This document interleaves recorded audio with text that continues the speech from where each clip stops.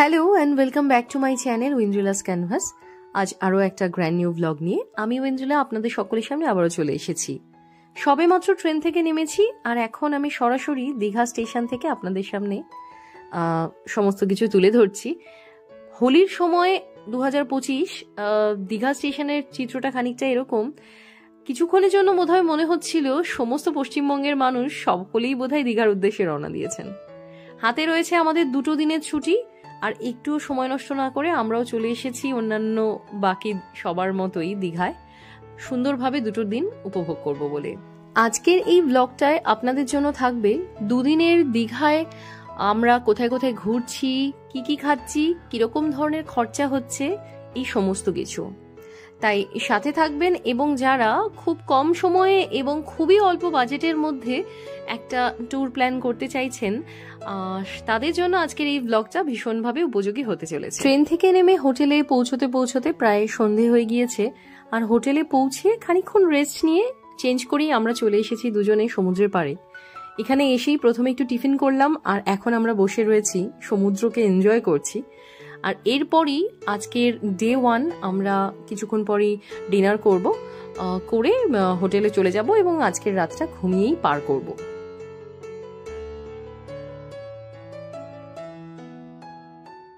Good morning from old Digha.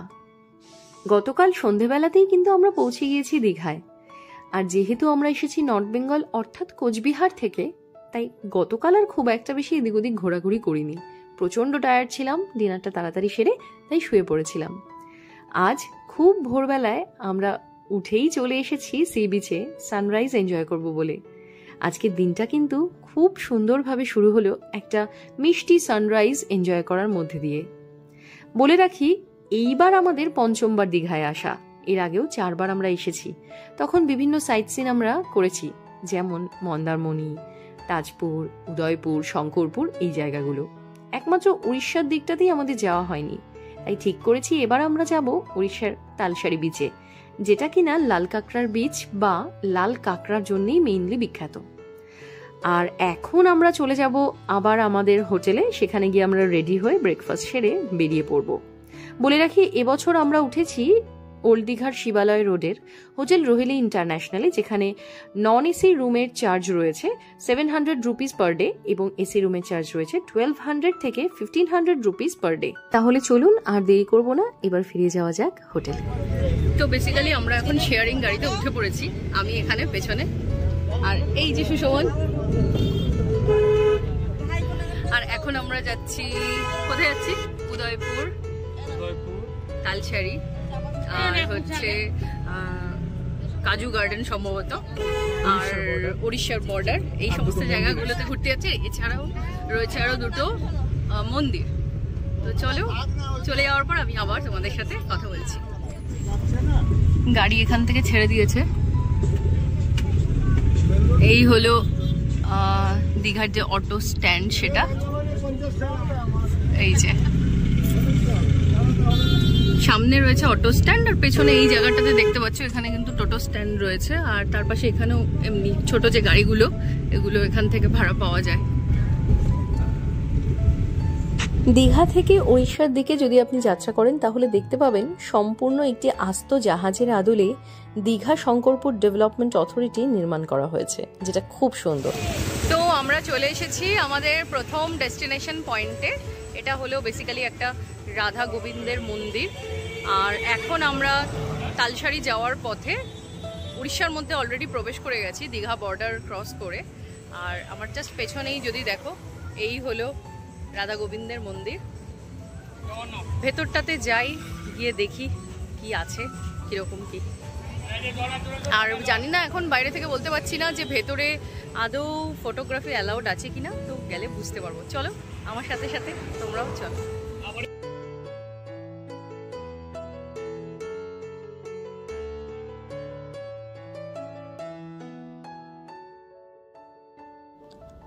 Digha থেকে তালসারি যাওয়ার পথে প্রথমেই আপনি দেখতে পাবেন রাধা গোবিন্দের মন্দির। যেহেতু অলরেডি আমরা উড়িষ্যায় চলে এসেছি, তাই এই মন্দিরে এলেই আপনি উড়িষ্যার ঐতিহ্য এবং সংস্কৃতির ছোঁয়া দেখতে পাবেন। বিভিন্ন ধরনের কারুকার্য করা রয়েছে এই মন্দিরের প্রবেশদ্বারের মধ্যেই, যা দেখে আপনার মনে এক অভূতপূর্ব অনুভূতি হবে। চলুন আমরাও ধীরে ধীরে এবার এগিয়ে যাই মন্দির প্রাঙ্গণের দিকে এবং উপভোগ করি এই মন্দিরের সৌন্দর্য।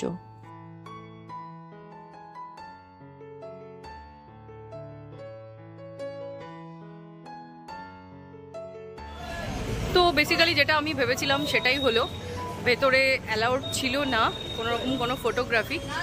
তো সেই কারণে ভেতরের যে মন্দিরের বিগ্রহ সেটা তোমাদেরকে দেখাতে পারলাম না, কিন্তু মন্দিরটার কারুকার্য সত্যিই সুন্দর, মানে যতটুকু পসিবল মানে আমার পক্ষে দেখানো সেটা দেখালাম, আর তোমরা সেটা দেখে বুঝতেই পারছো।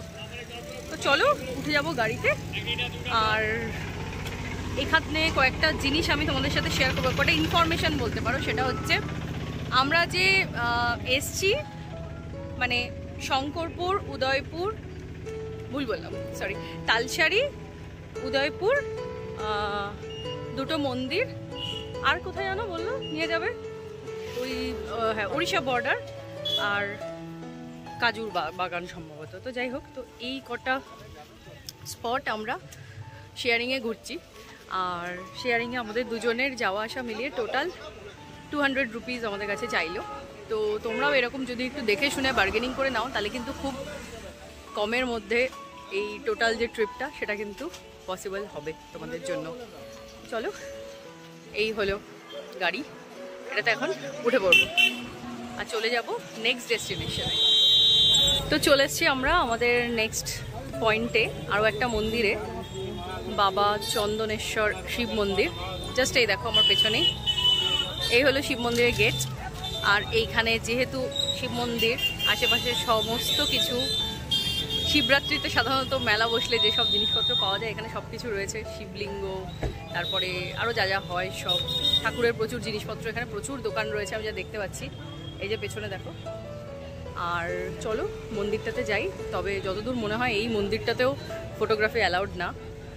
আর অলরেডি আমরা দেখো জুতো খুলে এসেছি একদম পুরো, কারণ মন্দিরে জাস্ট যে গেট, সেই গেট থেকেই জুতো পরে ঢোকাটা অ্যালাউড নেই, সেজন্য গাড়িতেই খুলে রেখে এসেছি। তো চলো তাহলে এর ভেতরে এবার যাই।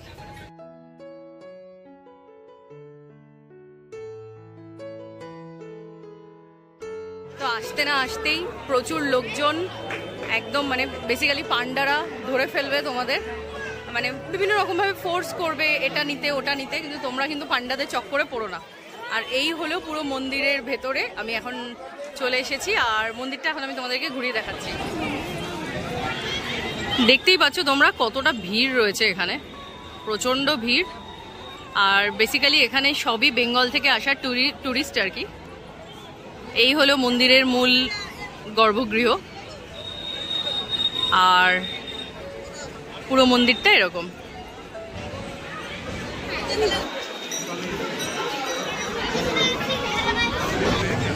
এখানে দেখো গর্ভগৃহে দর্শনের জন্য কত বড় লাইন পড়েছে। বেসিক্যালি যেহেতু খুব একটা বেশি সময় ছিল না আমাদের হাতে, তাই এত বড় লাইন অতিক্রম করে এখন এই মন্দিরে গর্ভগৃহে প্রবেশ করা সম্ভব নয় এবারের মতো। তো ভেতরে আসলাম, দর্শন হলো না, একটু তো খারাপ লাগছেই।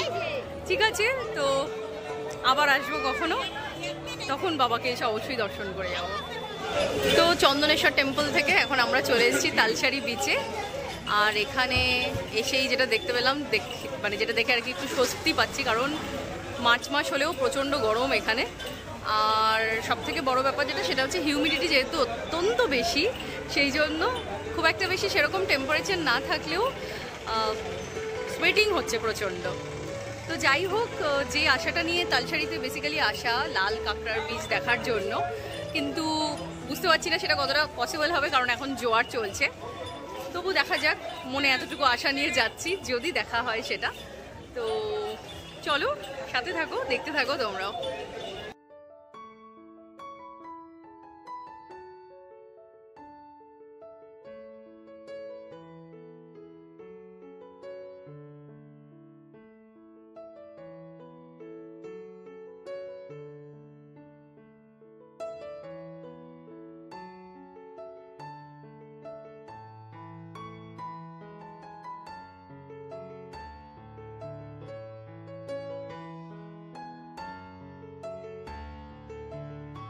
তো এই দেখো চলে এসেছি এখন আমরা তালসারি বিচে। আর আমি একটু হেঁটে আসলাম, এসে একদম পুরো যেখানে জল মানে একদম বিচের মধ্যে চলে এসেছি। আর সুশোভন এখানে খুব মন দিয়ে পর্যবেক্ষণ করছে কাঁকড়া। আর বেসিক্যালি লাল কাঁকড়ার জন্যই এই বিচটা ফেমাস, মানে তালসারি বিচটা। তো দেখতে পেয়ে গেছি আর তোমাদের সাথেও শেয়ার করব। তো তার আগে একটু দেখে নাও, এখানে প্রচুর এরকম ট্রলার রয়েছে যেগুলো বেসিক্যালি ফিশিংয়ের কাজে ব্যবহার হয়। আর এছাড়াও কিছু কিছু জায়গায় মানে ছোট ছোট দ্বীপের মতো রয়েছে, যে জায়গাগুলো জোয়ারের পরও আর কি মানে জলে ডুবে যায়নি। সেই সমস্ত জায়গাগুলোতে পার হেড 100 রুপিসের পরিবর্তে তোমাকে একদম এই সমস্ত তীর থেকে শুরু করে ওই দ্বীপ অব্দি নিয়ে যাওয়া হচ্ছে। ওখানে তোমরা কিছুক্ষণ সময় কাটিয়ে আবার ফেরত আসতে পারো। তো এই সিস্টেমটা এবছর এসে দেখলাম নতুন চালু হয়েছে দীঘায়। বেসিক্যালি এটা হলো আমার 5 নম্বর বার দীঘা আসা। আর মানে যত দিন যাচ্ছে দীঘা অনেক বেশি ডেভেলপড হয়ে গেছে এখন আগের তুলনায়। আর প্রচুর রকমের অ্যাক্টিভিটি এখন কিন্তু বিভিন্ন বিচগুলোতেও বেড়ে গেছে। তো ভালোই লাগছে এসে। কিরকম লাগলো? কাঁকড়া দেখা স্বপ্ন পূরণ হয়ে গেছে সুশোভনের। আমি তো আগেও দেখেছি, ও দেখেনি আগে। সুন্দর বেশ, মানে এই কাঁকড়াটার একটা বিশেষত্ব আছে যেটা ও তোমাদেরকে বলবে। একটা ক্লো আছে, একটা দাঁড়।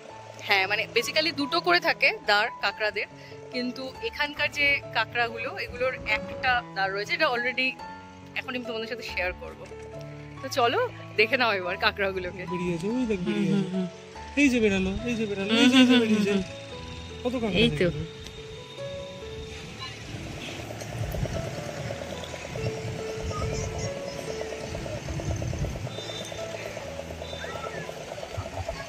তো এই তালসারিতে এসে এখন একটু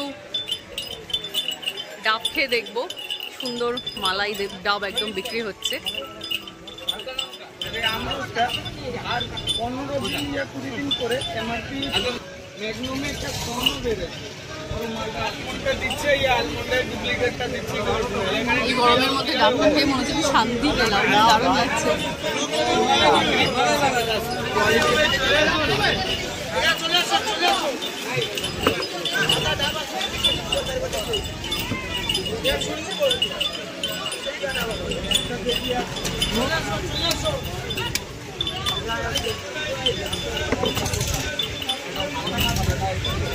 কেমন খেতে মালাইটা? যে কোনো সি বিচে এসে এই ডাব যদি না খাওয়া যায় তাহলে আমার মনে হয় সি বিচের যে ভ্যাকেশন সেটাই ইনকমপ্লিট থেকে যায় বোধ হয়। খাইয়ে দিচ্ছে, নিজেও খাচ্ছে, আমাকেও খাইয়ে দিচ্ছে।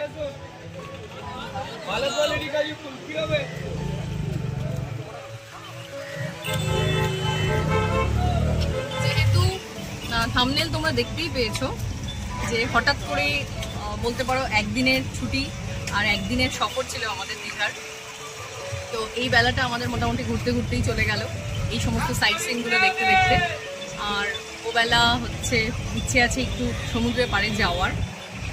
তো যাই করি না কেন সেটা কিন্তু অবশ্যই তোমাদের সাথে শেয়ার করব।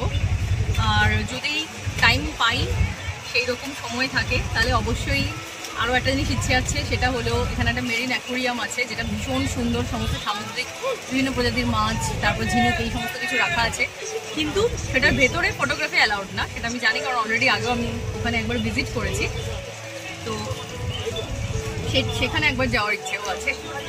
তো চলো যাই করব সেটা তোমাদের সাথে শেয়ার করবো। সাথে থাকো, ব্লগটাকে এনজয় করতে থাকো। তালসারি সি বিচ থেকে এখন আমরা পুনরায় আবার ওল্ড দীঘায় ফিরে যাচ্ছি। পথে যেতে যেতে যে মন্দিরটি চিত্র এখন আপনাদের সামনে তুলে ধরছি, এটি হলো দীঘার মুকুটের এক নবীনতম পালকের সংযোজন বলতে পারেন। আমাদের রাজ্যের মাননীয় মুখ্যমন্ত্রী শ্রীমতী মমতা বন্দ্যোপাধ্যায় কর্তৃক পুরীর জগন্নাথ মন্দিরের আদলে দীঘায় যে জগন্নাথ মন্দির তৈরি করা হয়েছে সেটি হলো এটি। যা আশেপাশের মানুষের মুখে শুনতে পেলাম দীঘায় গিয়ে, সেই অনুযায়ী এবছর অর্থাৎ 2025-এর অক্ষয় তৃতীয়ার দিন এই মন্দিরটির শুভ উদ্বোধন হওয়ার কথা চলছে। তাই এবার আপনাদের সামনে এই মন্দিরটি তুলে ধরতে পারলাম না, কারণ এখনো পর্যটকদের জন্য এই মন্দিরের গেট খুলে দেওয়া হয়নি। আশা করি এর পরের বার তুলে ধরতে পারবো। তো তালসারি বিচ থেকে এখন চলে এসেছি আমরা মেরিন অ্যাকোরিয়ামে, যেটা নিউ দীঘা এবং ওল্ড দীঘার ঠিক মাঝখানে।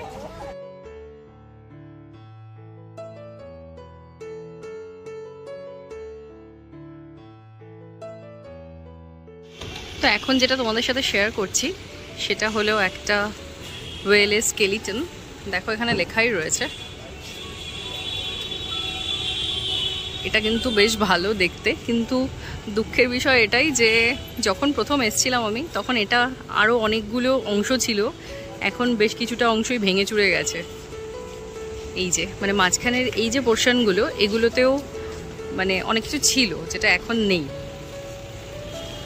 যারা দীঘা ট্যুর প্ল্যান করছো, তোমাদের উদ্দেশ্যে বলবো, তোমরা দীঘায় কোনো একটা বিচ যদি নাও দেখো তবু চলবে, কিন্তু মেরিন অ্যাকুয়ারিয়াম যেটা, সেটা কিন্তু মিস করো না। মানে এর মধ্যে এত সুন্দর সব জিনিসপত্র রয়েছে যেটা রিয়েল লাইফে কোনোদিনও মানে অন্য কোথাও চোখে দেখা সম্ভবই না।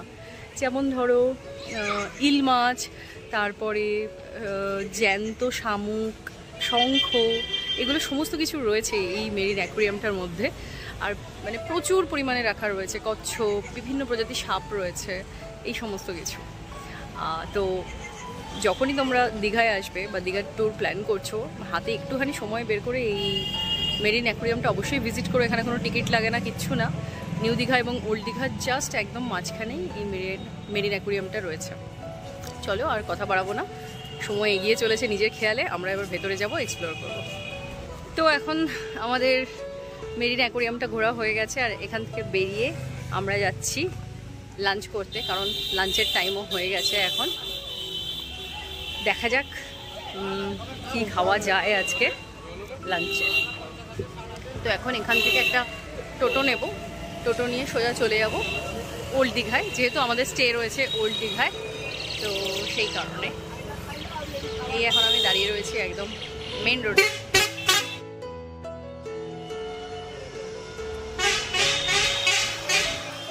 রাস্তাটা ক্রস করছি এখন আমরা, আর এখান থেকেই যাব এখন আমরা ওল্ড দীঘায়। যেটা আগে পাবো, বাস হতে পারে, টোটো হতে পারে, সেটা ধরেই আমরা চলে যাব। ভীষণ তাড়াহুড়ো করে, যেহেতু প্রচণ্ড খিদে পেয়েছিল, তাই দুপুরের লাঞ্চ করে আমরা চলে এসেছি এখন দীঘার সেলফি জোনে। আর এতটাই তাড়াহুড়ো ছিল যে খাওয়ার টেবিলে আসার পর আর ক্লিপটাই নেওয়া হয়নি। দুপুরবেলা লাঞ্চ ফাঞ্চ সবকিছু হয়ে যাওয়ার পর দেখো চলে এসেছি একদম সমুদ্রের মধ্যে। আর আমার চুলটার খালি অবস্থাটা দেখো তোমরা, পুরো আগলি চন্ডি মনে হচ্ছে আমাকে দেখে, but just ignore my hair. আর এটা ইগনোর করে তোমরা এখন এই এত সুন্দর সমুদ্রটার মজা নাও। ভীষণ সুন্দর, সমুদ্রের আওয়াজও আশা করি শুনতে পাচ্ছ। পেছনে যদি দেখো, দেখতে পাবে প্রচুর মানুষজন স্নান টান করছে এখানটায়। আর এখানে আমি দাঁড়িয়ে আছি, ভীষণ ভালো লাগছে।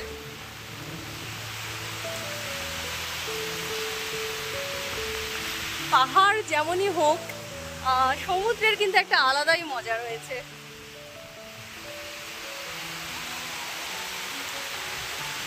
এই সমস্ত জায়গায় আসলে, স্পেশালি সি বিচে আসলে তো মনেই হয় যে মানে ঘন্টার পর ঘন্টা সময় পার করে দিই।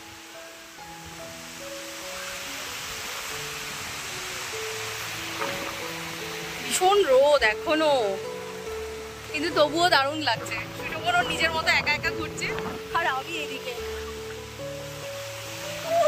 দারুণ লাগছে সিরিয়াসলি। জল প্রচন্ড ঠান্ডা, হাওয়ার আওয়াজ আশা করি শুনতে পাচ্ছ তোমরা, প্রচন্ড হাওয়া।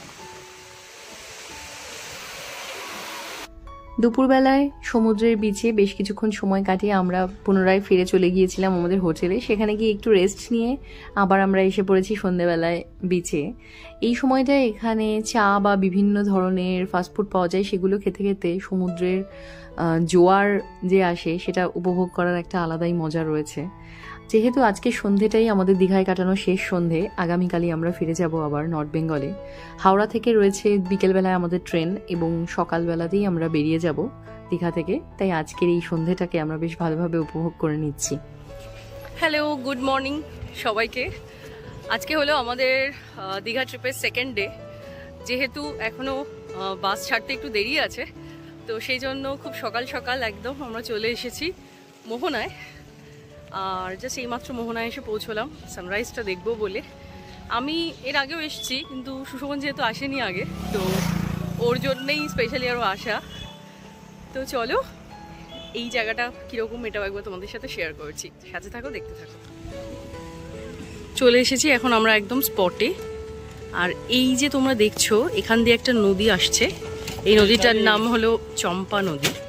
এই নদীটা এসে ধীরে ধীরে বে অফ বেঙ্গলে মিশছে, এই কারণেই এই জায়গাটা হলো মোহনা।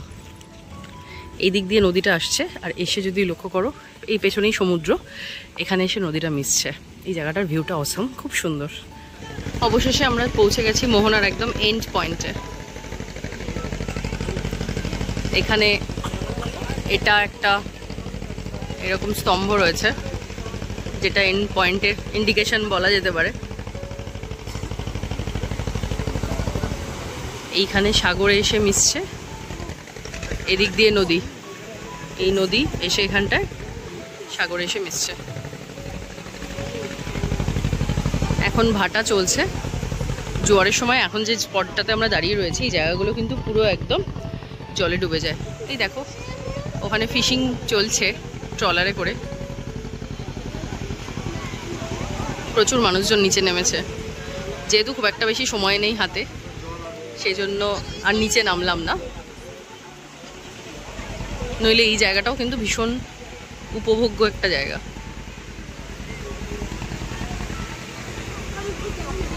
অবশেষে মোহনায় আসতে পারলি, কেমন লাগছে এই জায়গাটা? হ্যাঁ, নদী এসে সাগরে মিশছে, এই জায়গাটা সত্যিই সুন্দর। আর একটু হাতে সময় পেলে আরেকটু ভালো লাগতো, তাই না? আর একটু এনজয় করা যেত এই জায়গাটাকে। তো এখন মোহনায় এসে সমুদ্র তটে বসে পড়েছি, আর এইখানে চলে এসেছে টিফিন আমার।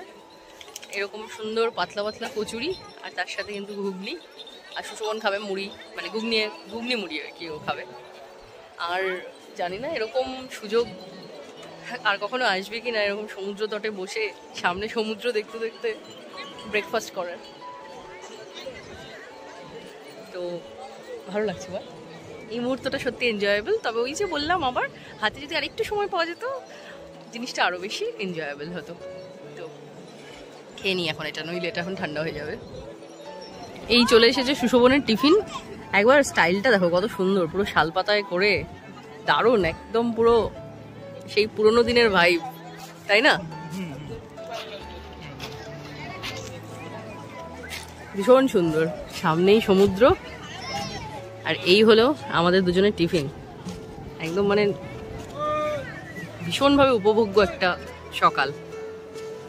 তো আই হোপ আজকে যে ব্লগটা তোমাদের সাথে শেয়ার করলাম আমার হঠাৎ করেই একদিনের ঝটিকা দীঘা সফরের, সেটা আশা করি তোমাদের সকলে খুব ভালো লেগেছে। আর যদি আজকের এই ভিডিওটা তোমাদের ভালো লেগে থাকে, তাহলে কি করতে হবে? ভিডিওটাতে একটা লাইক করতে হবে, আর আমার চ্যানেলটাকে সাবস্ক্রাইব করতে হবে। Subscribe is must must must. তো চলো, খুব তাড়াতাড়ি তোমাদের জন্য নিয়ে আসবো আবার অন্য কোনো জায়গার সুন্দর একটা ব্লগ। ততক্ষণ পর্যন্ত সবাই খুব ভালো থেকো, সুস্থ থেকো, সকলকে টাটা। এতক্ষণ তো ব্লগ দেখলেন, এবার চলুন তাহলে খরচের হিসেবটা একটু করে নেওয়া যাক। হাওড়া স্টেশন থেকে সারাদিনের বিভিন্ন সময়ে দীঘার উদ্দেশ্যে ট্রেন যাত্রা শুরু করে। ট্রেনের চেয়ার কারের ভাড়া প্রতিজনে রয়েছে 105 টাকা করে। সেক্ষেত্রে যদি আপ এবং ডাউন দুটোরই ফেয়ার আমি একসাথে ক্যালকুলেট করি, তাহলে এক একজনের 105 টাকা করে, দুজনের যাওয়া এবং আসা মিলিয়ে হয় 420 টাকা।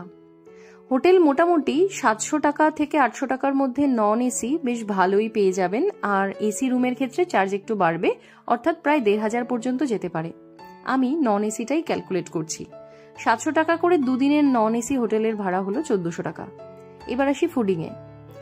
পার ডে পার মিল মোটামুটিভাবে 250 থেকে 300 টাকায় দীঘাতে স্ট্যান্ডার্ড কোয়ালিটির পাওয়া যায়।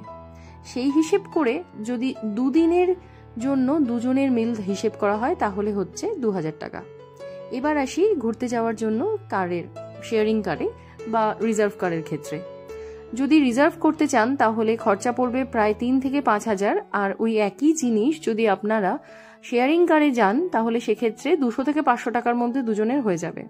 তাহলে সব মিলিয়ে ট্রেনের ফেয়ার 420, হোটেলের ফেয়ার 1400, খাওয়া দাওয়ার জন্য আমি ধরেছি 2000 টাকা, এবং শেয়ারিং কারের ফেয়ার যদি ধরি তাহলে সেক্ষেত্রে হচ্ছে 500। সব মিলে 4320 এবং পার পার্সন 2160।